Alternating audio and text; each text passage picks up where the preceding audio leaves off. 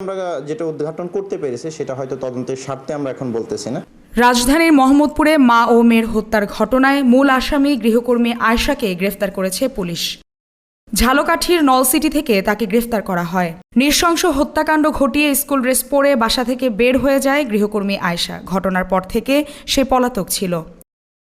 মাত্র 4 দিন ওই বাসায় কাজ করছিল আয়েশা। ঘটনার পর সিসিটিভি ফুটেজ পর্যালোচনা ও পালিয়ে যাওয়ার ঘটনায় পুলিশের সন্দেহের তীর আয়েশার দিকেই যায়।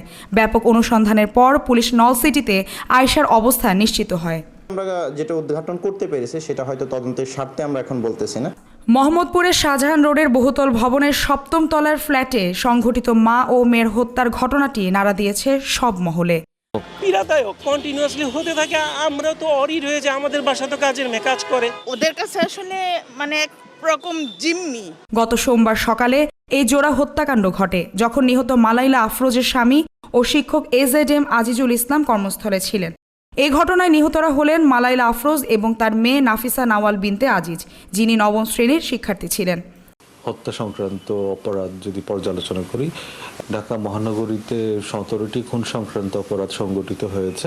ধারালো অস্ত্র দিয়ে তাদের দুজনকে নৃশংসভাবে কুপিয়ে হত্যা করা হয়।